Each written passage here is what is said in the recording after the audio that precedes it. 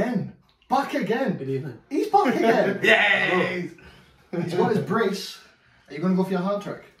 If I'm allowed. Now, we were talking about this earlier on. Pause for opening Carnival and Brew. We were talking about this earlier on. Remember Soccer AM back in the day when it was good? Back in the sort of, when Helen Chamberlain wasn't, I don't know, 60, how old was she? She's been doing it for that long. But anyway, when we'd get a guest on for 3 times, you'd get like a hat trick ball. Yeah. We are now thinking of things to give a guest when it comes on for the 3rd time. So you're ahead So of you're, everyone, really, huh? You're leading the race. Yeah. I think he's the first 2-time guest. Yeah, he is, isn't he? Yeah. He is. We've had guys on vlogs, but he's the, come on a bit, don't be shy, you know. Okay, okay. Oh, it's alright. Sorry guys, we're going to call, but it's alright. Oh, no. Aye. See, we won't answer Not the phone important. because this is more important. This is nothing is more important than this. Priorities. Rather. But aye, so we're now thinking of what we can get for the 3rd time guest. So you're currently in pole position. Yes. So we now expect you to be. Have I got any suggestions I can give? Oh, but you can go for it, yeah. Off air. Oh no, go for it. No, no. I was Okay. going to give out some teasers here. Or No, I can't No. broadcast that. Secret. Aye, Well, it's you don't want to spoil it, do you? That's it's the in the thing. boardroom, this.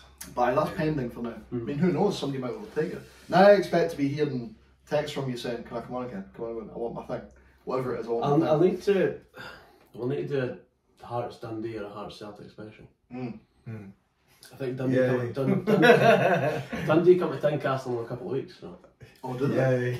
Yay. Can we expect a wee video from that game? Well, Can you maybe? Robbie and I were Are supposed to be- you able to do a video without me? I think you I can. don't think I can. You can. I'm off, so I'm probably going to go. There you go. Where are you going? I mean, I can sit in the Hearts End though, can I? yes, you No, can. I'm going. Nah, Yes, you can. Yeah, I'm not going in the Hearts End. Have you never done that before? No. You never sat in What? have They you didn't play not- my own team. Yeah, I've done it loads of times. Not if I'm seeing my team. I mean, to be fair, it's kind of hard to get tickets for Celtic games. He's not got that problem. yeah. Fairly true. But can't I mean, argue with that. for 90 minutes, we can still get the train together. We still have a Yeah. bevy before, so Yeah. bevy after. Just the 90 Say minutes. with me, enjoy Anyway. yourself. Mark, hi. Oh no, see when you're going to a game with Mark and you're like, Mark, can you send me clips from your end so we can get a bit of, yeah, I'll do it. Gives you one clip. Really? Oh god, I didn't like the game, so I just couldn't be bothered. You know what? At There was nothing else to show from the game. least I'm dedicated, eh? There was nothing else to show from the game, to be honest. I was What game was pleasant. that? That was the derby. The derby, yeah. Of course. I was pleasantly surprised when he got his phone out in the Scotland game the other day, because it was like actually improved the quality of the video a wee bit, because my phone's not actually that good. I've had a few people saying to me, like avid watchers, Yeah. and they've been saying Dan needs to upgrade his phone. Yeah. And I Well, want if to hear you this in the comments. want me to upgrade my phone, I'm more than happy to start a Patreon on the You know what, phone. man? Fund my phone, fund Dan's phone. Maybe like, I don't know, yeah, we could get some ideas going here. Maybe even a GoPro or something vlog like that, camera. you know what I mean? For you. My birthday and Christmas is coming up. A GoPro for you. And Hannah, we've got- I've thought of my Christmas gift. She's pretending to ignore me. Aye. She's She's not well. lovely. She's not well, bless her. Something like No. that. And she's got us blithering next door. Aye, it's But- no use, is it? But anyway, I mentioned Scotland. Segue. It was not bad at the weekend, was it? Oh, was it no bad? It was Yeah. unreal, was Yeah. it? On my birthday, I couldn't ask for a better fucking Got it, result. missed it. Yeah. Now, there's a story to this, guys, because I had ordered the tickets for everyone, and I said to Robbie, "Will I get you a ticket, mate?" No, I don't want to see that shite. I don't want to see Israel. I was like, "Yeah, but Scotland." Slander. He was like, "I'll come to the Denmark game though." And I was like, "But this is important, this is Yeah, the come big to the one." big game. I thought, 50,500 there. yeah. Yeah, it was unbelievable. That was the best atmosphere I've been to It was good. at a Scotland game. Absolutely bouncing. It was unreal, really good. We were right in amongst it as well, weren't we? We were at the corner flag. You know, McGinn ran and Oh, yeah. we were at that end doing that corner. It was good. I had my favourite football fan in the world is now the wee boy that sat behind me, Mark, and Ross and Big Mark. Because just before we equalised, he was like, "I don't like Lyndon Dykes. Lyndon Dykes missed the penalty. He doesn't put the ball in the net." And then literally just 2-2, and I turned around and went, and there was two of them. I was like, "Which one of you said that?" He went, "Me." I was like, "Well, he scored now." But thankfully he didn't start crying or anything like that. No. I did kind of like, No, it was, "You're wrong, you wee prick." no, it was quite funny as well. I remember how I mentioned, "Oh, there's VAR involved in this," and you were like, "No, because it's just a quality." And then all of a sudden, what The happens? screen rises and from the it's like, ground. I've never seen your dad more excited than VAR. Like Mark's literally up like, "Oh!" Was he? Yeah, I didn't even notice. Deservedly. You know what? Brilliant though, is it? What are our thoughts about VAR in the SPL? Oh, why? Yes. Yeah, if it's in every other league, He needs to stay on forever, right? What a host, by the way. Yeah. Look at that, just right into there. Right into there. Yeah, you could. I mean, if we had VAR, then Ryan Porteous would have still been on the pitch, and then Rangers might have actually not got the customary helping hand from the lodge. Ifs and buts. Ifs and buts. Yeah. There's too many ifs and buts in there. But I think and VAR would eliminate that. Yes. Yeah. I think it's a good idea. It helps though, doesn't it? Like Dan says, if every other every top other league, but leagues, then you've got like competitions, the big competitions and that. Why not? Depends what you qualify as a top league, because technically the top league in Europe now doesn't include France. See that earlier on, the Portugal's overtaken France is the 5th biggest league in Europe. No way. There you go. I mean, it's definitely Ryan Gauld. Ryan Gauld did that. Yeah. And he's now going to raise the MLS to somehow be one of the best leagues in Europe as well. But still can't get a start in the Scotland squad. Lionel Messi and Mbappe in that Tin Pot League, even more so than everyone already thought it was. Now Portugal's officially a better league. Yeah. How good's our midfield, by the way?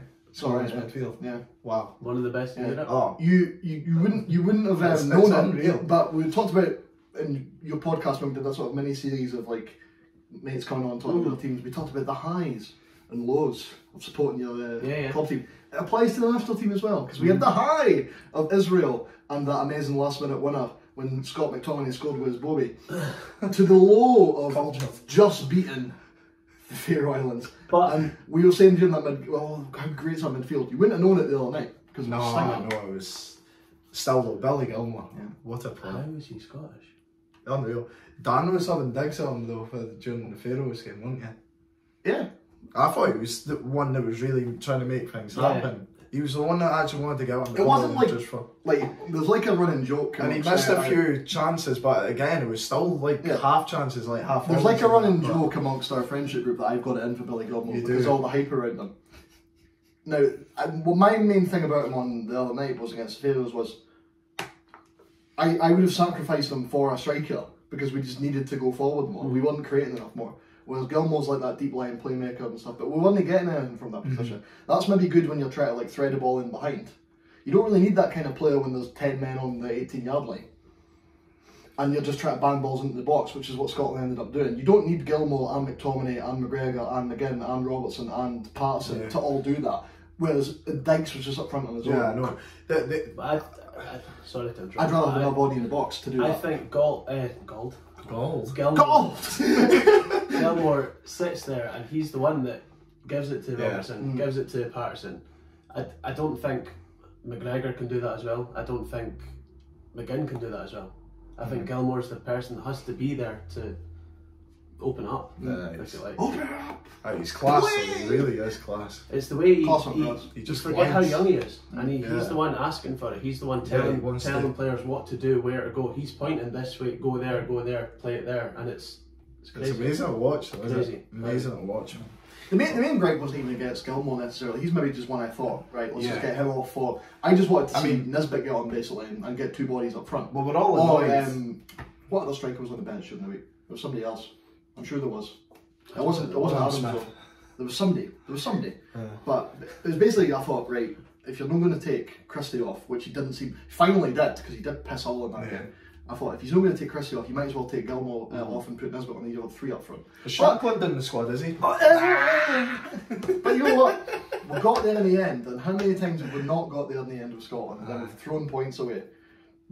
Everyone said, we should have batted them 5 or 6-0. It's like, well, maybe we should have, but we got the win. And that's well, when we were out the other night watching the game there, someone had said that Denmark had only beat them 1-0 away as well. They're not the whipping boys that the minnows. They're still a small. They're not the Faroes of like 20 years. It wouldn't have been as embarrassing drawing 0-0 to them now as it was like 20 years ago. Remember we drew twice in like a 3-4 year period. And that was like I think that was like Bertie Vogt's days. And then even then we still had like Champions League winning players like Paul Lambert and that in the team when that should never have been happening. So that was a real embarrassment. Whereas now it's like we've still got Champions League winning players in the team and stuff, but they're not nearly as poor as they were. So that's fair play to them. Yeah. I mean, like Austria, who are a very good team, and we were like loving it when we beat them because that's a big scalp. They've had quite a poor group, but they only beat them. I think it was 2-0. And like you said, Denmark didn't wipe the floor with them, and they're easily the best team in this group by far. They even lost a goal yet. So not conceded. You've got to give them a bit of credit, yeah. and you also got to give Scotland a bit of credit for just getting the job done. Because sometimes you just got to win ugly in football and move on. Like we'll never remember that game as long as we do the job against Moldova and get to the playoffs. You'll be like, oh yeah, okay. Georgia mark too. Yeah, that was the banana skin. This next game, isn't it, against Moldova? It's got Georgia written all over it. And what you said in the podcast. Well, we can scalp Israel, we can beat Faroe Islands, but lose 1-0. Literally walked into Hampden and had to rip up my betting slip that day because I put it on 2-0. And literally we were well, that was one thing about Hampden. I hate Hampden. I love Hampden when you get inside, it's just around Hampden. Yeah. The atmosphere is great when you get in there, but again, even then, it's like you could be closer to the pitch. What nightmare that was, by the way. But literally, that whole main, not the main stand, sorry, across the main stand, that north stand, probably holds about 20,000 people. That stand. There's like 10 turnstiles. Yeah. Roughly, give or take, along the whole stand. And there was no one actually there. You were having to stand and because of COVID times now, for some weird reason, we can't have paper tickets anymore. It's like all barcode tickets. Even though paper tickets were going through that stage, well, I've not got any there, but like it was gone from the boy sitting behind they had a barcode that you just put it in the slot. But now Mark literally had to print off A4 sheets of paper. Because, we didn't have to. They were wanting you to put your phone in. Yeah. But then I had 4 tickets on my phone. We thought, right, well, I said to Mark, mate, print them off just in case that your phone dies or something like that. Because then it's backup. Remember we went when we were at Transmit this year, about 2 years ago. It was either you or Ross. I can't remember. One of us couldn't get in because he was trying to get his Ticketmaster app open. That was like me this year. And, and it happened to me this year as well. And I'm thinking I should have followed my own advice and printed the spare print off. The guy's like, oh, you could have just like took a screenshot of it. And I'm like, well, I shouldn't have to take a screenshot of it if the app's working. But by the by, technology is just taking over, isn't it? A couple of boomers here, but anyway. But yeah, it was just a bit of a shambles, and they were like patting down everyone and all that. I'm thinking, you still got about 10,000 people to get in here. We got to the queue at like half an hour before kick-off, and we didn't get even in our seat down the ramp, just as Israel were popping that free kick into the net. So I thought 4 or 5 minutes into the game. They missed the national anthem, the full shebang. That's what you love at the start as well. Notorious for that. It's annoying though, isn't it? I bombed the place, right? Bombed it, and then build a new national stadium underneath Stirling Castle on that big grassy bit, because it's like right in the middle of Scotland. In terms of maybe the most populous places, you've got Edinburgh, Glasgow and Dundee all within about an hour of it, and then Aberdeen's only another half an hour up the road. And even for like maybe the next biggest place, Inverness, it's only maybe a 2.5 hour drive. Well, it just makes sense to have it there for me. That would be class. Can't argue with that. Imagine that, seeing it in the background, like Billy Gilmore, like 35-year-old Billy Gilmore, like 200 caps, and he's like taking us to a third World Cup in a row, killing in a free kick with Stirling Castle in the background. Sounds alright, yeah. Scenes. Yeah. Everyone in the crowd with songs. Erect another panic buttons over there. Erect another monument beside the Wallace monument. The Gilmore Monument. And it's just him dropping his shoulder. And there's another guy lying on the floor beside him. Brilliant. Bye. What about Dykes as well, by the way? 4 games in a row. 4 and 4. Yeah, but Lee Griffiths is still. But Lee Griffiths is still going to get. Lee Griffiths is still the best Scottish striker, and he's going to get 40 goals this year for Dundee. Yeah, maybe not. You might score 40 goals in the bloody prison league if once this Flaregate thing goes on. Fuck's sake. Yeah, but no, that was brilliant though, wasn't it? Brilliant day out. I'm glad that you did. It was your birthday. You blooming loved it. It was my for birthday. the Denmark game. You will be, mate. You wouldn't have seen him in TGI's, by the way. Did you see like how he got his birthday song and all that? This was going on before for like wee kids before, and he was literally like, "It's my birthday." Like, how come it's not happening to me? You know what? I'm just saying, sitting there like, yeah, it wasn't wee kids. There was literally like a 5-year-old girl at one point, and you're like, no, not at all. There was like loads happening, right? There was loads of birthdays, wasn't there? Yeah. And I was just like, you've done nothing here, Dan, again. You've done absolutely nothing. And he was giving me that look like. Remember the one in Jimmy Chung's? Yeah. The lights would go down. What about that? Oh my god. That was the funniest thing I've ever heard. Disco lights. Yeah. I couldn't believe it. Just when my mum said about that, I got that at Jimmy Chung's. For those of you who don't know, Jimmy Chung's was a Chinese buffet in Dundee, which even by Chinese buffet standards was, yeah, that noise. To be fair, they were like hawks, eh? Once you finish your plate, they're just away. Fuck off! Cutlery away. Next! You're like, what am I going to eat? I need another sip. I must have been about 5 or 6. We were in there one night with my family, and my the waiter came over and went like that to my plate, as if to take it away, and I went and shook the boy's hand. Thank you. It's like, thanks, that was amazing. Yeah. That chow mein was... No. Seconds.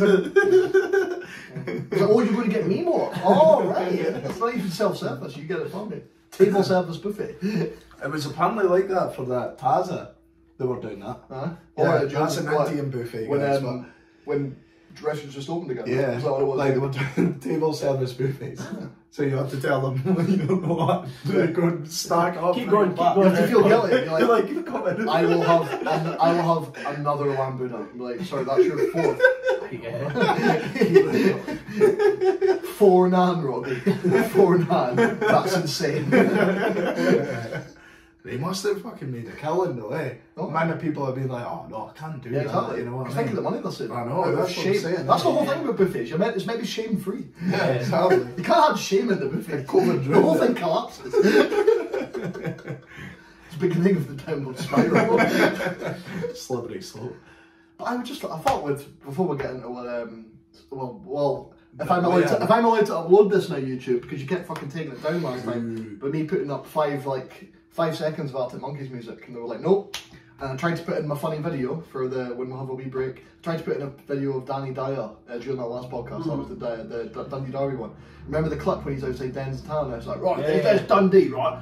I live over there. There's town, so I can't get me fucking nut around it. And they copyrighted me for that as well. Wow. But not the first time, only the second time I uploaded. I was like, why have they done that? And then I was like, oh yeah, there's like a really faint Primal Scream track in the background. I was like, bastards. So I went to fucking see you Transmit 2 weeks ago. They copied, and I paid for it. I've seen it live. Shocking. But yeah, so we just thought we'd talk a wee bit about Scotland before we get into the meat and the gravy. Oh yes. But before we go into well, the big news, isn't it? Yeah. The takeovers. Yeah. Well, no, don't jump the gun. Why? Also, I forgot to. I said this to Robbie earlier. I thought we're going to play the new intro, whatever I come up with in the edit. So here we are in the edit of what I've just thrown to, and I've realised that I forgot to do an intro for this section of the podcast, because we've been having a right carry on trying to get this uploaded from Mark's phone. So here we are with an impromptu intro to Baller of the Week. I'm going to throw it to Mark Webster here. And now it's time for Baller of the Week. Yeah, get that around your Arctic Monkeys. Yeah, Baller of the Week. It's back. Yeah. I might just get you to actually do that. And me and Robbie in the background can do like the guitar and the drums bit. Robbie's Baller of the Week first, yes. So Robbie. My Baller of the Week. Yeah. Who? From the international break, no? Yeah. Or it could be anyone. Anyone at any time period you want, but it's up to you. Billy Gilmore. Billy Gilmore. Oh. Do you want to point at the screen and then the graphic will point? Oh, look at the power! The power in your finger. It's on the screen now. And then just when you want, just take it away again. He gets you excited. He's leaving it up for a bit. We want to look at Billy Gilmore. No, we're going to take it away again. You've got the power. I'm leaving this up as long as. No, he's gone. Oh, he's gone now. All right, there you go. With the fucking hand. No, Billy Gilmore. He gets you excited. You see his name on the team sheet. You're like, yes, because he's a name. Yeah. And you're like, I want to go to Norwich. Yeah. I think he should have went to a better club than Norwich as well.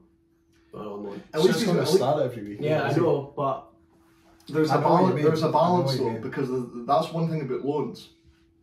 It's all about, like, fair enough, you want the guy to get games, but like maybe Robbie said, he actually maybe could have done with maybe even dropping down to like a championship team, or maybe going abroad to a better team in a better league. Basically to a team that sort of plays like Chelsea. If I was Chelsea, that's what I'd want to be doing. I'd want to be, where can we get him where he's going to, it's going to be the closest simulation of like what it's going to be like when he plays in Chelsea. Yeah.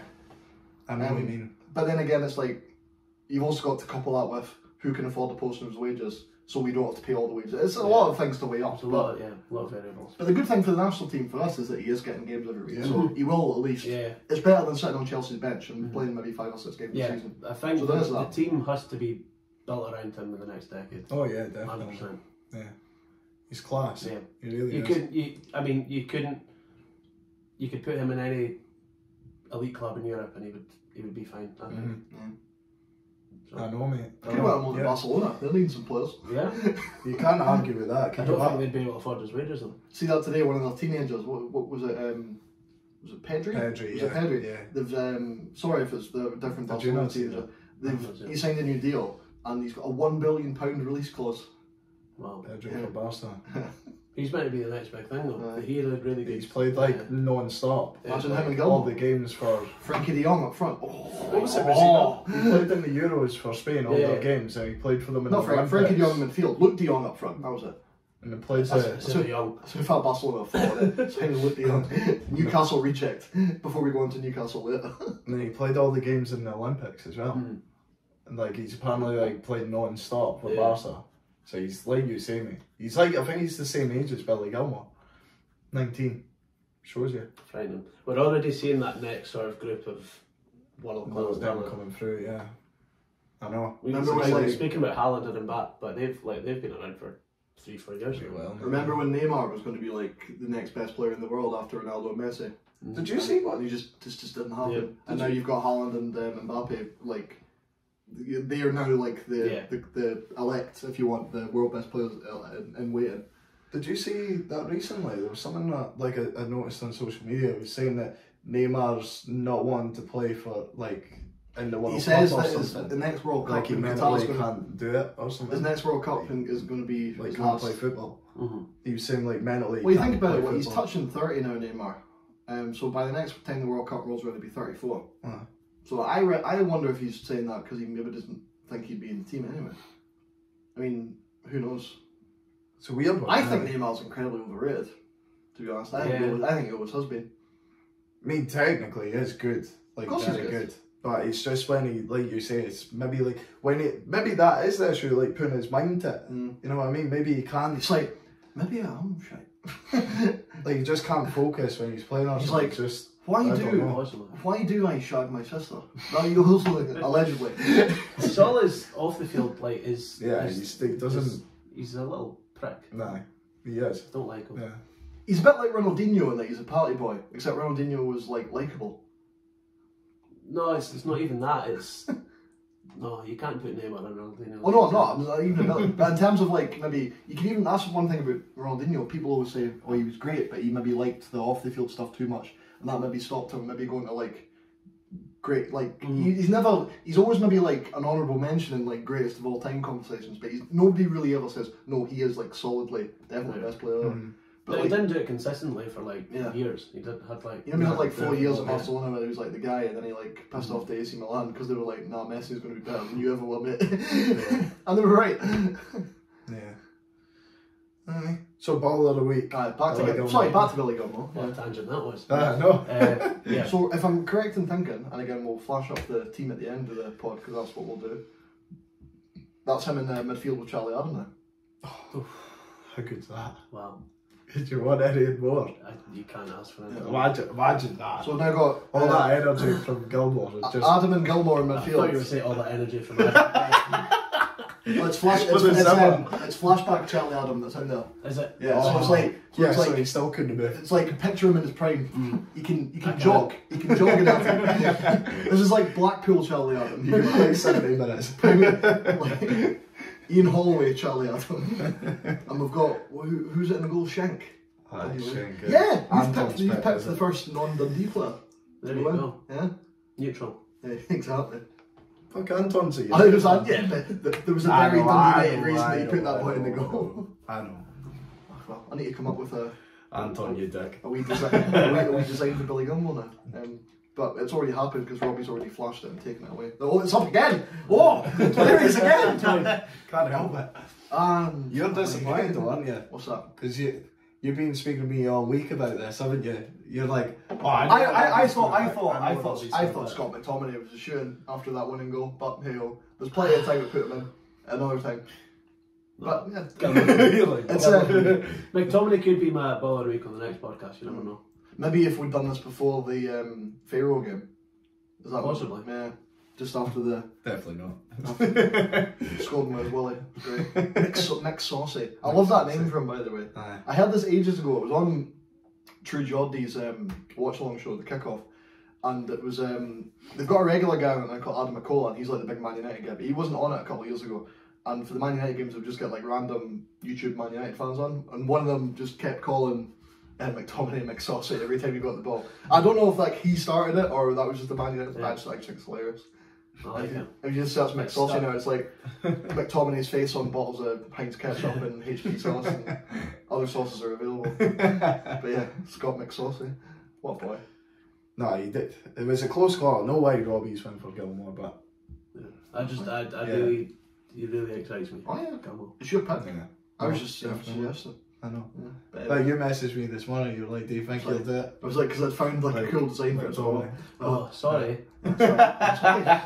Mark will tell you, I actually enjoy all that shit anyway. Yeah, It's fine. Because I don't know if he's got a fancy foot card. Like, I might have to make one. I had to make one for Adam and Zach. No, we yeah. looked at his rating the other day on FIFA, didn't we? Gilmore's 72 or something. It's shocking. Oh yeah. Don't worry. I'm gonna I'm gonna give him a wee future stars. Rise. Future stars Gilmore. Like this one. Like, are we mentioning it again? I can't wait till somebody nominates this because I've already done it. You love like people see this. Yeah. Like I mean, we've seen it again, but I'm quite happy to get it out every podcast. I don't know if you saw the episode I did for the Celtic Leverkusen game, but I'm now tormenting the guy that stands behind me at Parkhead. He's an English guy called Johnny. Right. And so one of the regular things that, as you can imagine, happens at Celtic Park now is slagging off Tony Ralston because he's actually not that good. He's Celtic's version of Cammy Kerr. Okay. He tries hard. Still better. He tries hard. He supports the team, but he's not good. And it's been masked because he got a couple of goals early in the season. It's like, but he's a right back. Mm-hmm. That's a bonus. I'd rather him keep clean sheets and never score than. That's surprising because I thought Tony Ralston was one of the standouts in the Celtic squad. You hear his name branded every week. He's shite. Really? Oh, trust me. His positional sense is non-existent. He's got two kinds of tackles. Either misses the ball or just takes the boy out. It's misses the boy completely or just takes the boy out. That's it. There's nothing in between. It's just Cammy Kerr every week. Cammy Kerr's thing is because I've seen a lot of Dundee Review this season, and you might have noticed it when you've seen it gets up. Cammy Kerr's thing is he's facing his own goal on the touchline, and he's got like an easy pass to the centre half or back to the keeper to like open things up. What Cammy Kerr likes to do is swing his leg 180 degrees and just smash the ball down the touchline, usually going out for a throw. Not even just that though. Blind pass. There's no idea where anyone is. No, just turns it and hits it. But what he likes to do as well is gets it and then he'll pass it back when you could go forward. But then there's not actually that directness of just firing it into the striker or something. Like you say, you'll just launch it. But because we're them sort of like, for a Tony Ralston, like gets a game. I get he's one of us. I want him to do well. I just don't think he's good, and he's not been good for a lot of years, and he's not got any better. And he's been on loan, and he's not even like held down a place at a club like St Johnstone, who currently, as we know, have a much better right back than us. And I keep saying to him, he'd be great for us. And Johnny's like, oh no, he wouldn't. And I'm thinking, John, you don't know who he is. I can tell. Like, you're an English Celtic fan. I love you and all that. And you've moved up to Glasgow for uni and all that, but you're saying that because you don't know who he is. All jokes aside, he's a baller, Sean Ray, and he would improve that team, for example. And it would be jokes, because then I could upgrade the card to get a Celtic version. And he's a mad Tim, from what I've seen. So yeah. But yeah, I'm now Tom. So every time we're at a game, he like slags around. That's just Rooney would have won that header. Rooney would have scored more than 3 goals, Johnny. Rooney would have done this, done that. Rooney would have sold more shirts because his name's Rooney. Just giving number 10 sells itself. No. And he's just kind of been worn down by it now. But I will persist, and it will not stop. The Sean Rooney trade is here to stay. Choo choo. Poor Johnny. Poor Johnny. I feel for you, mate. Does he watch it, Dan? Does he watch it? Well, I keep saying he does, but I guess we'll find out the next time we're at a game. And he'll tell me if he's seen this or not. I'll be able to call him out. Well, Johnny. No pressure, son. Treat here. No pressure, son. But aye, so we'll get into the proper meat and gravy then of this. Why are we here, Mark? Tell the people. Tell the people still watching. Can I get a drink? Is that alright? We'll do the mid break now, and then we'll go into the. We'll go into. Alright, is that alright? Yeah. And then we'll see you in a minute. Come back. Right. Okay. Here we go. We're back. Technical difficulties, but we apologies persevered, about that. and we have filters now. Look at this. I know. We're very orange, aren't we? Yeah. We're tanned. Robbie has stepped in. Thank you. No, thank you, Rob. Yeah, no problem with that. So where were we? Or what did we get up to? We're talking about, obviously, this woman's experience in dealing I don't know, but I think that was after we got cut off. Yeah, I don't think we. I mean, where we actually got to. Oh, right, okay. It was the main event of the evening. I just wanted to make sure that was in. It might be in twice now, but that's fine. Event, yeah. That's fine. No, it definitely was a thing. But anyway, it's in twice for good measure. Absolutely. Yeah, but the main event, guys, is obviously the Newcastle Takeover that happened. I mean, like you say, it's the Saudi Arabian. That's what we were talking about before it cut out. We were trying to think of the acronym. It was the Sports Investment Fund. PIF or something. PIF, Or something like that. Yeah. Private investment fund. Something Yeah, like that. you're right, yeah. A group of really rich people from Saudi Arabia, Aye. who have essentially been the head of it is It's a state, basically, it's isn't it? basically the state. Basically, Yeah. Saudi Arabia have taken over Newcastle in layman's terms. I think it's the Crown Prince of Saudi Arabia that's essentially fronting this deal. Well, no, rather heading this deal. But the lady fronting this deal, what was her name again? You remembered it? Amanda Staveley, I want to say. Apologies if that's wrong. I think that was her name. She is she's a businesswoman based in the UAE in Dubai. Lots of contact. And so she's and we, like again we were saying before we got cut off, she was partly responsible for the Mansour deal taking over Man City. What was it? What's that? Bloody hell, that was like 13 years ago now. 2008, something like that. I know. Getting old, boys. Yeah. There's kids now that don't remember when City were shit. I know. Mad. I know. Yeah. We know what they're really about. And we remember when Blackburn were rich. Yeah. Just. I know. Probably a bit on that base, but it still counts. You know that back when Blackburn were rich, just slotting this in here, they had the chance to sign Zinedine Zidane. Wow. But then Blackburn, I think it was the owner, said, why would I need a guy called Zidane that I've never heard of in midfield when I've got Tim Sherwood? Well, say no more. Sherwood's the man. I mean, to be fair, Zidane's never won the Premier League. No. Tim Sherwood has. So there you go. Case closed. It's like the ultimate Paul Merson thing. Yeah, Zidane's good, right? But what's he done in the Prem? As he takes his fifth line of coke on Sunday. And then you see he's really sad now that he's still a gambler. Like he's like done another documentary. But I really don't like Paul Merson. No. He's a terrible pundit. That whole clique of the Sky Sports. Yeah. It's the dads. It's the Sky. The Sky Daz. Yeah. They are the Sky Daz. Yeah. It's Old Boys Club. No. I can't wait till Sky's dead. That blooming Jamie O'Hara joining in as well. Was he in it? No, was it Talksport? No. They're Talksport as well. They're even worse. I thought they'd all at it. It's just fucking a lot of shite this week. And that was another thing I think we got caught up for. We were talking about where I'd heard about this. Forgot her name again. Staveley. I was watching this video on Tifo Football yesterday. Subscribe to Tifo Football if you've somehow not seen them but seen us. Be very like a Venn diagram of people that falls into it. But hopefully there's one out there. Anyway, great channel. I think Robbie, you've maybe seen some of the stuff before you said. They break down a lot of like complicated football things into sort of like easy to understand things. And they were given some insight on this deal about how she'd had involvement with City. And they were flashing up like mock like case files or something like the police for these guys. So Sheikh Mansour, I think, was worth just over £2 billion, right? These guys, the Crown Prince of Saudi Arabia, is worth 10 times that. He's worth over £200 billion. Seen that, That's how rich this take. How much money is potentially involved in this take. No, obviously Newcastle only going to get £200 billion to spend, but they're going to get whatever they want. They're already talking about doing up St James's Park and getting Brendan Rodgers in from Leicester for spunking £16 million on the manager to buy him out of his contract. Rodgers does follow the money. Yeah, exactly. It's not nice, Leicester fans, is it? Yeah, get a taste of your own medicine. I'm over it. I am. Yeah. But yeah. You got your FA Cup and your Community Shield, and he's pissing off just like he pissed off up here. Sorry, you've got Ange now. You've got Ange. Ange Ball. Trust the process. Ange Ball. Long term. Ange Ball's great. It's fun. Just goals. Fun. Like the opposition might get more goals than us, but there will be goals. There will be. Just wait until it's signed Sean Rooney. Could you imagine? But yeah, so like, James Park does need a bit of a faithless anyway. We've got a Newcastle fan in the Cubs, Jack, and he says that the stadium's been like deteriorating for a while. Because I think it was early 90s that it started getting rebuilt again, as a lot of stadiums did. But I know that's when Celtic Park got rebuilt.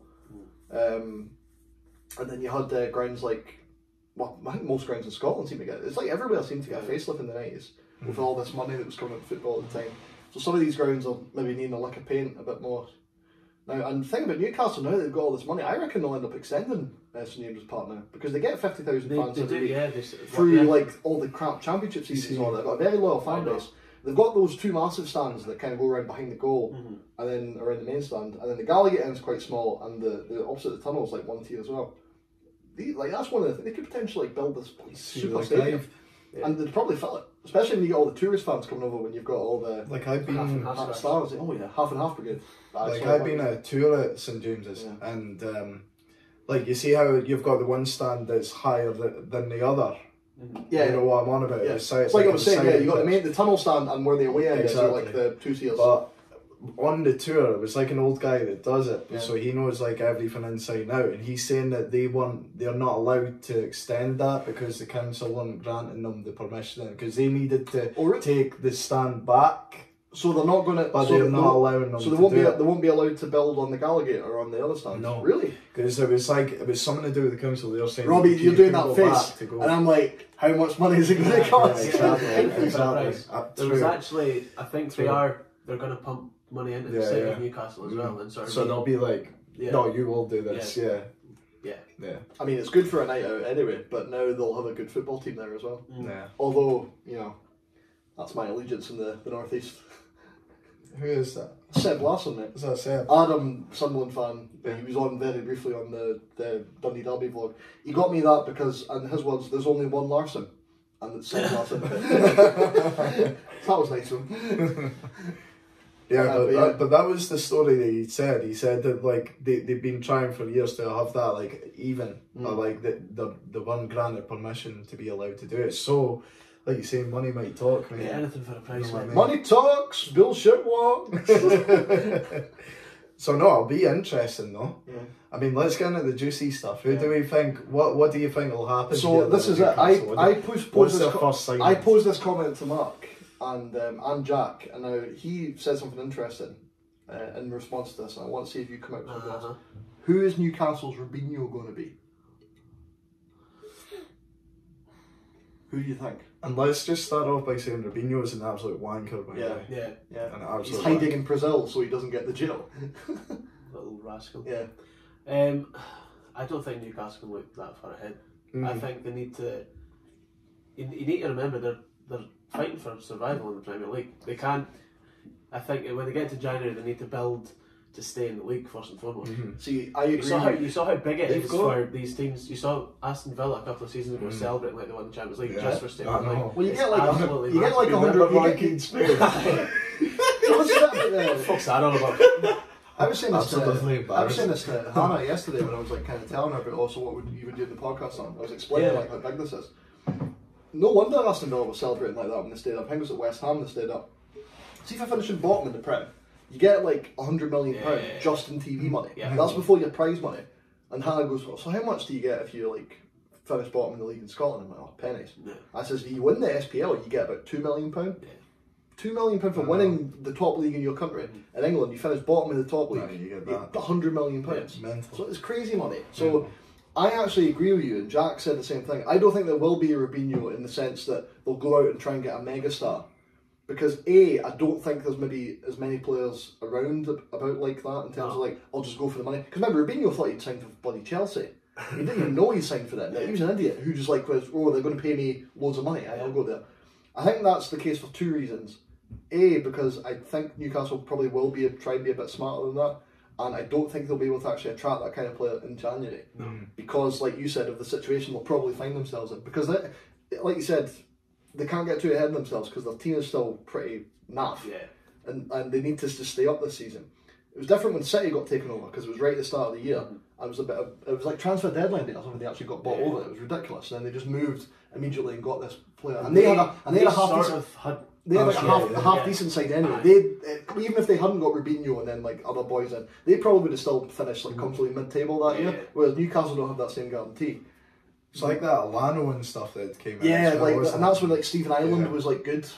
Before like his fifth granny had died and he kept trying to get compassionate leave for that. And then they went, wait a minute, how many grannies do you have? I'm on the second here. Yeah, but like you said, they had like a base of a good team. Yeah. I think remember Giovanni and Yeah, Hull? I think he was maybe in that City team as well. Plus, they also had a bit of money anyway. Because what a lot of people forget was before Mansour took over, they had another really rich guy. He was by an them, like arse, 2 years he had before. money. It was Shinawatra, Yeah, the yeah. Thai guy. He was the one that brought Sven in. I'm pretty sure, if I remember correctly. Because they still had guys like Ben Chani and Steve Island, like good players. Yeah. But with Newcastle starting from a lot lower base in terms of like level of player. Yeah.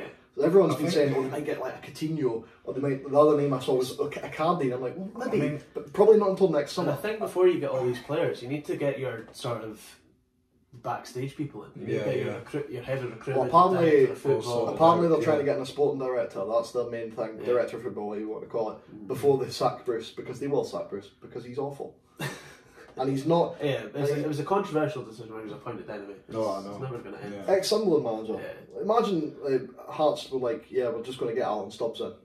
You'd be like, no. Or like somebody of that. I have his persuasion. Yeah. It's just not. You're starting off.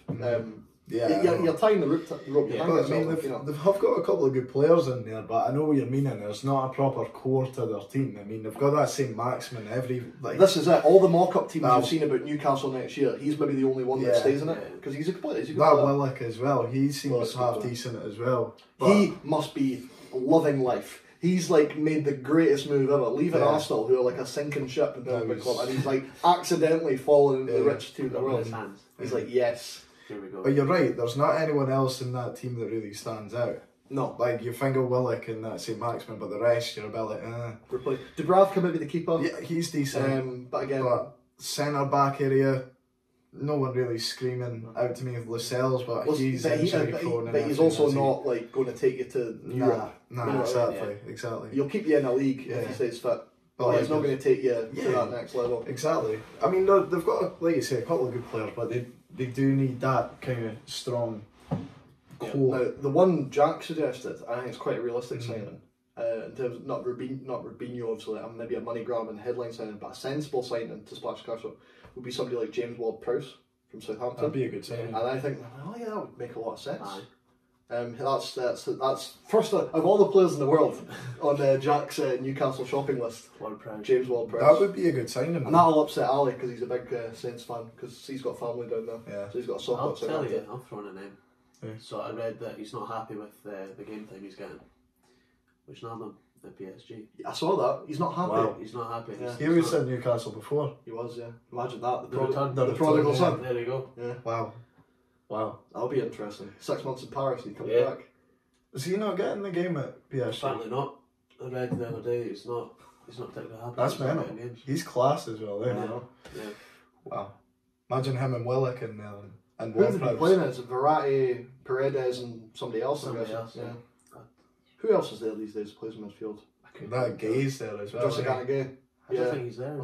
He is, mate. Is he? Herrera. Is Herrera? Miranda Herrera. He actually started the season off really well. So maybe he's maybe that's the three.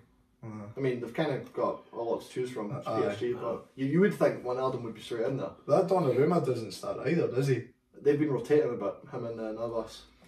It's weird, eh? They make all these signings, you're like, oh, see, wow, all the abuse he was getting in that Italy game the other night. It was a third place game, and it was in the San Siro, and they were ripping the shit out of him. Were they? Yeah.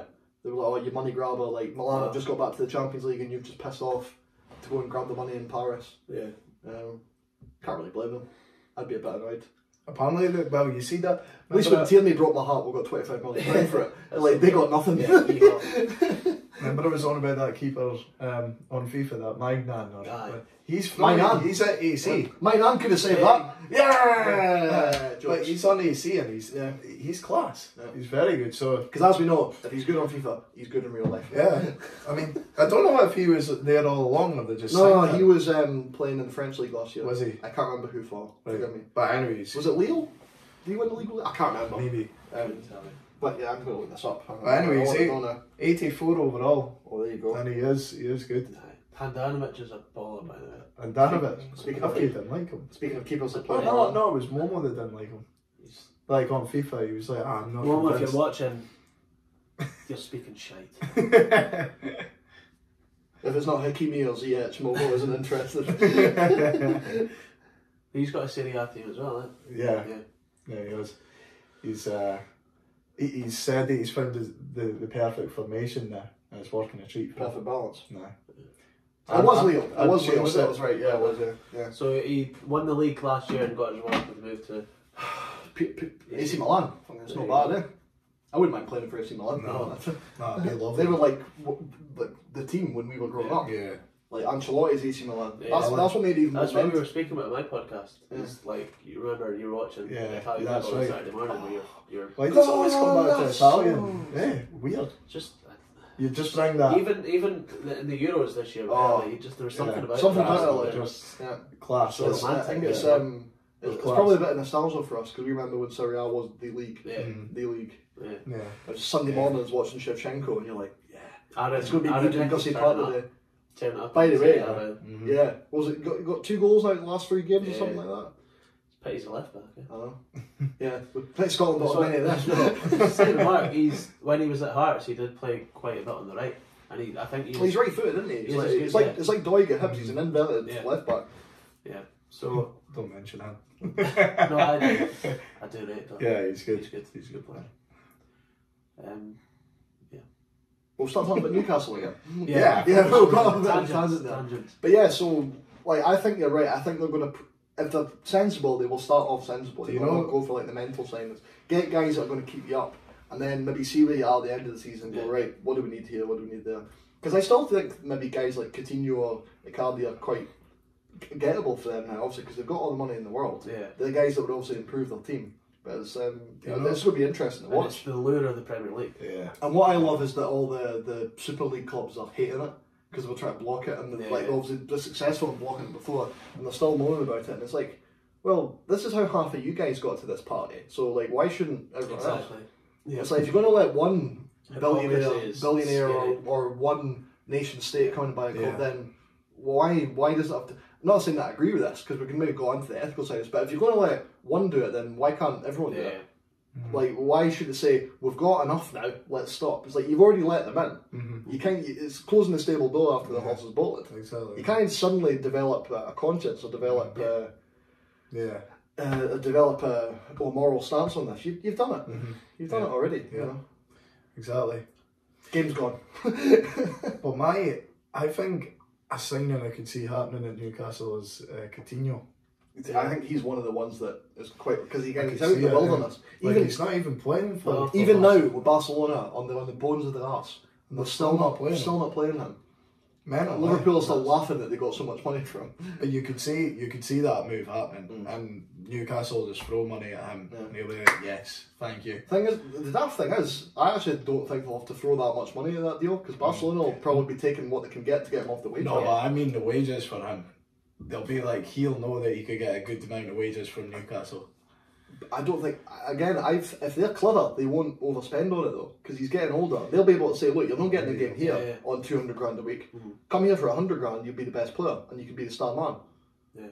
I think, I'm hoping that they can be quite smart about it in terms from a footballing point of view. Maybe that's why they're focusing so much on getting a sporting director in, get a good negotiator in, and make sure they don't get the piss right out of it. Again, they'll probably need to put that. I'm just thinking of the way that they play just now, Newcastle, because they've obviously got to say Maximin that's on the left. And Coutinho came to be number 10. He'd be to be in the whole way. That was his best position anyway. Yeah. It was when it was Liverpool had Firmino up front, Coutinho in behind, Salah and Mane. And then you took Coutinho out of that team. That's when they ended up winning stuff. But that's how he fitted in that team, and that's probably maybe his best season and a half when it was Liverpool. Yeah. So he can definitely play there. Yeah. Really. Well, anyway, it'll be interesting for sure. It will be interesting. Even as a Sunderland fan, it'll be interesting to watch, just to see the chaos that no doubt happens. It's like that second season in FIFA when you buy all the pre-contracts and you're just like, right, I've completed it. What do I do now? It was kind of like and here, the one thing we haven't talked about, Mbappe's available on free. Yeah. Imagine they get him on a pre-contract. Imagine that. PSG are nutters, by the way. Yeah. How have they let that happen? Who was it through money though? Was it Real for Mbappe? Yeah. Real offered 160 million, which is based. I think it was maybe 140. So PSG paid, I think it was 166 million £. So say it was 140. Again, forgive me if I'm getting the figure wrong, but it was roughly that. Maybe a wee bit less than what they paid for him. You got a guy who's got a year left on his deal, has said he's not signing a new contract, and you get most of that money back.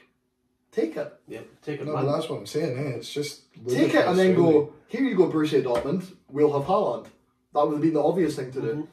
But you know, who am I to suggest what the Qataris do with the money over in Paris? It's mental.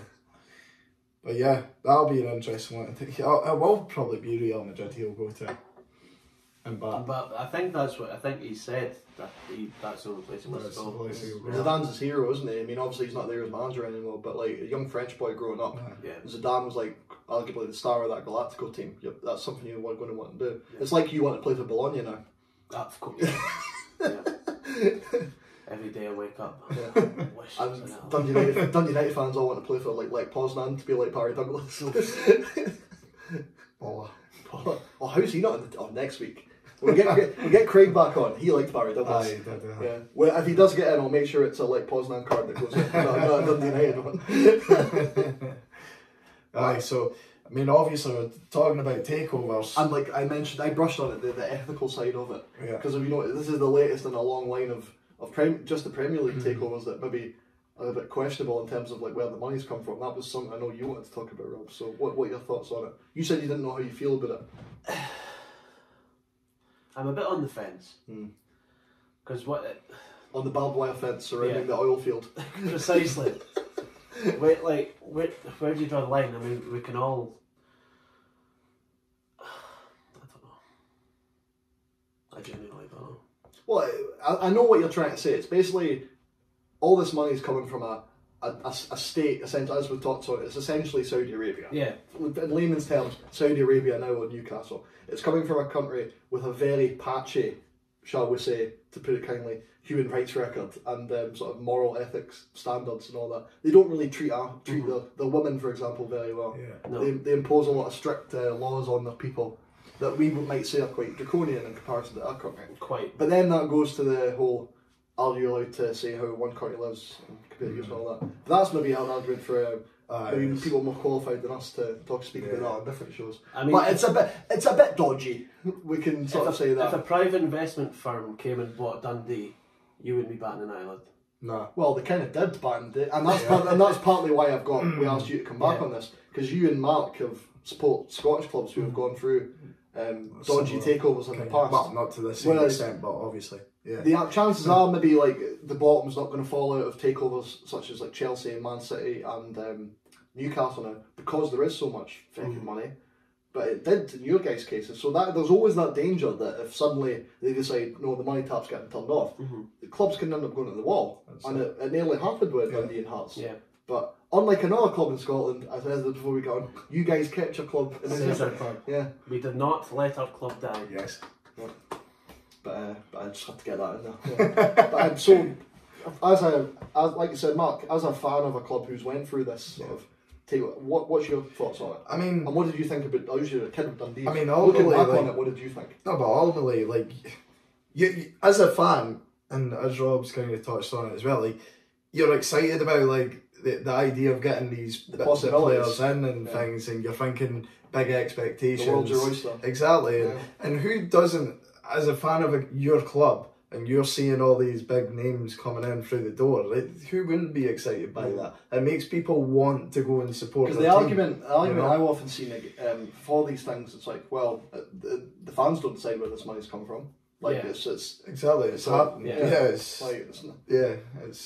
But again, like I don't care who it is. Like if that's happened to their club, and the idea of all this money getting spent on these big players and whatnot. It's got to make you excited. But again, obviously I understand, well, we've both experienced it. We've experienced the highs and the lows, you know what I mean? So you've always got to be wary of that. And as you touched on, they could just turn off the money tap at any point. Great when the money's coming in, but when it stops, it's scary, isn't it? So again, for the uninitiated, talk us through what happened at Dundee. Well, it was the boy called Di Stefano who came onto the board and basically just let loose. Just bringing in player after player, blooming Ravanelli, Champions League players. Yeah, scores a goal on the telly against Clyde. Just player after player for us, was it? Canija, blooming, you name it, all the big hitters. Steve Lovell. Steve Lovell.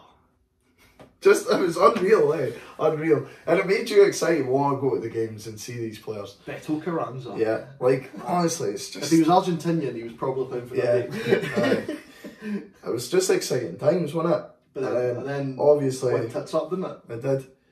And obviously, like, now he's in jail and whatever, you know what I mean? Because he was pretending to be somebody he wasn't, said he was a lawyer and shit. Going to court protecting these people. He wasn't even a trained qualified lawyer. You know what I mean? It's a sketchy, very fucking sketchy thing. Some club, mate. I hope Newcastle have done their homework. Yeah. But, so again, for Hearts then, Robbie, what will happen to your lot? That was mental as well, wasn't Vladimir Romanov came in 2004. Hearts were on the verge of selling Tynecastle. Were they? Yeah, we owed a lot of money to, I think, the Bank of Scotland. Who owned you before? This guy called Chris Robinson. Right. I'm going to be honest, I'm not quite sure. Was this the guy that wanted to merge you with Hibs? Was that guy? No, that was. That was Mercer. Right. That was back in the 90s. 90s. Yeah. A bit before my time. So yeah, Tynecastle was on the verge of getting sold. We were going to move to Murrayfield. In came Mr. Lithuania, Vladimir Romanov, who seemed to have a bottomless pit of funds. And then Ukuyo Bankas. Yeah. You just stole all the money from the Lithuanian people. I think one of the main reasons he came to the UK is he wanted to get a foothold in the sort of British financial market. He did look. I'm pretty sure he looked at Dundee United. I'm pretty sure he looked at Dunfermline, and they were like, "No, go away," pretty much. And then Hearts were like, "I'll do it." Yeah. He transferred all the loans that we owed to the Bank of Scotland to his bank. Got George Burley in.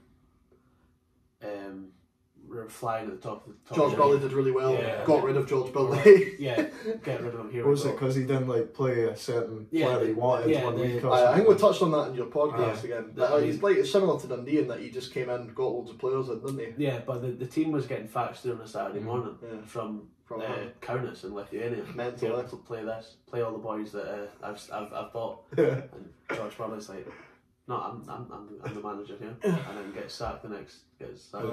And then it just kind of dragged out over a few years, and eventually he was like, "Right, fuck this, I'm out." See you later. I mean, every season the money that was getting put in got less and less.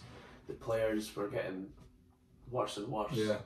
And then it got to a point where you're like, which is a ridiculous amount of players you had on your books as well.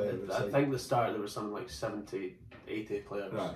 And the problem with clubs like that is if you're solely funded by like an owner like that, like Hearts weren't like a self-sustainable club. Like it's not like they were bringing in these like Lithuanian boys or like bringing through the young Scottish players and selling them on for like £10 million or something. They were like totally reliant on him in the same way that Dundee were essentially totally reliant on the Stefano. So that's what I mean. As soon as they turn the tap off, so that's maybe why it doesn't happen essentially at the top level in England, because we've seen clubs like Bury and that go to the wall. I don't know what was the background of that. They had an owner that just said nah, enough or whatever.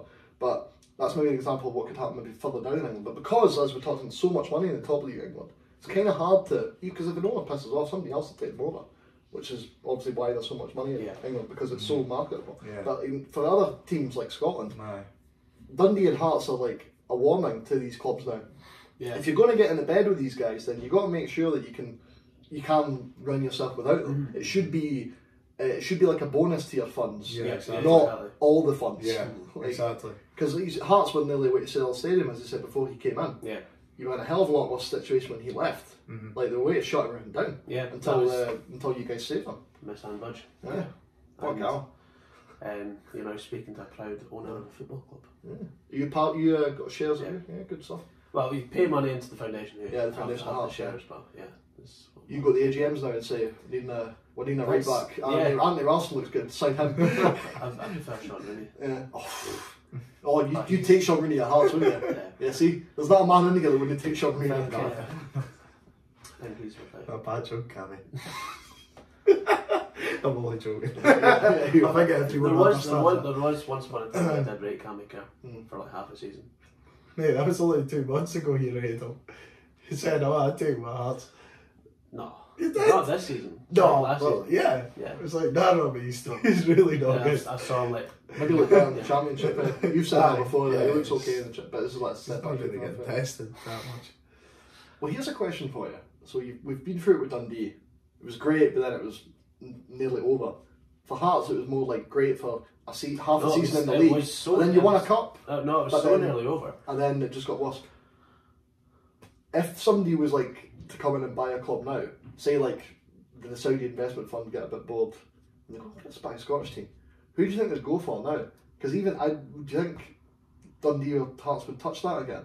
Or would they maybe have been like once bitten, twice shy?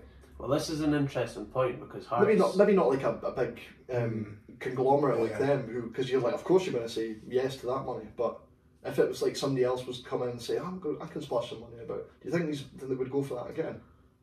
I don't think they would, even with the lack of money in Scottish football. Personally, I wouldn't, but I wouldn't be surprised if it happened. I would have to agree with you, mate. Follow the magic money tree. It's an interesting point because Hearts, the foundation of Hearts had this interesting vote. I think it was whether it was a majority vote, so whether we needed, say, 70% of a majority or 90% of a majority. And one of the main sort of talking points was, what if somebody came in with a barrel load of cash saying, I want to buy Hearts? It does have to be 70% that agrees or 90% that agrees. And it's quite a big decision. Yeah. For Is Foundation of Hearts like, are you like 51% owners, or do you like own the whole club? pretty much on the majority, yeah. I don't take it as a gospel, but yeah. We bought the shares from, we took over the shares from Ann Budge. Because as a fan-owned club, I think the only way, if I was in a fan-owned club, the only way I would be happy with like outside investment would be, right, okay, cool, but you're only getting 49%. Yeah, so, like in Germany. Yeah, yeah, which is a great model of how to run football clubs and how to treat fans better. So that's one thing I've always said. See, if I could have my time again as a football fan, I'd be born in Germany because it's great. Yeah. I've been over there for games a couple of times. It's a fantastic fan experience. Here's pish comparison. Yeah, it's awful compared overpriced, overpriced, quality football. Yeah. See, I don't think it's that bad.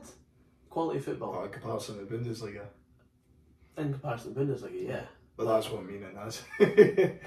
I think Scottish football's got potential. I think if Scottish football got a good get rid of Neil Doncaster because he doesn't have a Scooby. If you get good investors in like this cinch, what they're giving the SPL is a shockingly low amount. Do you know what I think? I think anyone that refuses to wear cinch patches should be given like a 20-point deduction. Yeah, 20, just a 20. Just 20. You go for further than that. I mean, keep going. No. How many cars does cinch sell per year? That amount. How many cars does a rival second-hand dealer sell? But I think, did you see? I think Cinch are paying Spurs like something like £20 million for the sleeve patch and there, they're paying the SPL for the whole season like two, 3. Not just the SPL, mate. It's all 4 leagues. Is it? Yeah. It's proper SPFL sponsorship. All 4 leagues. Which is great. We've got a sponsor, but it's quite embarrassing. Really shit deal, yeah.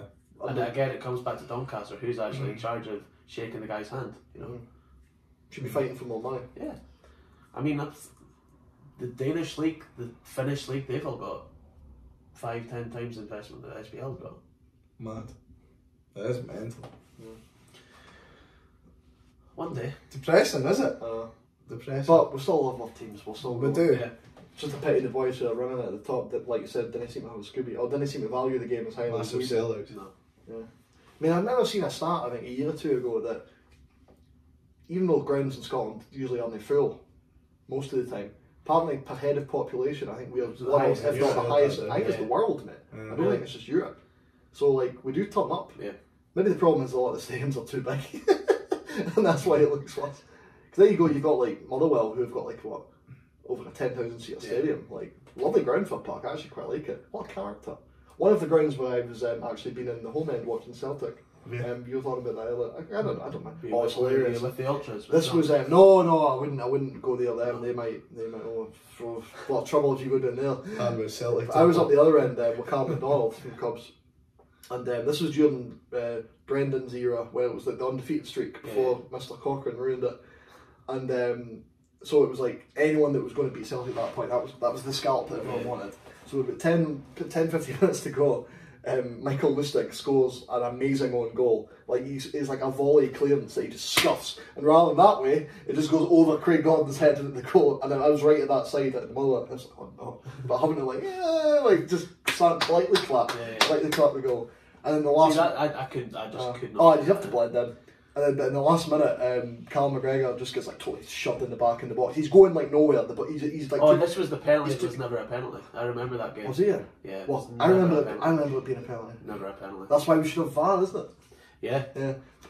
So Callum McGregor's assaulted from behind and taken out, and then from what I saw, and then Scott Sinclair just pops it in the top corner, and then all these Motherwell fans behind me go, "You dirty F word that's not fuck bastards," and I'm just sitting there like, oh well, I've never been so happy to get a draw at Motherwell, but they were not happy.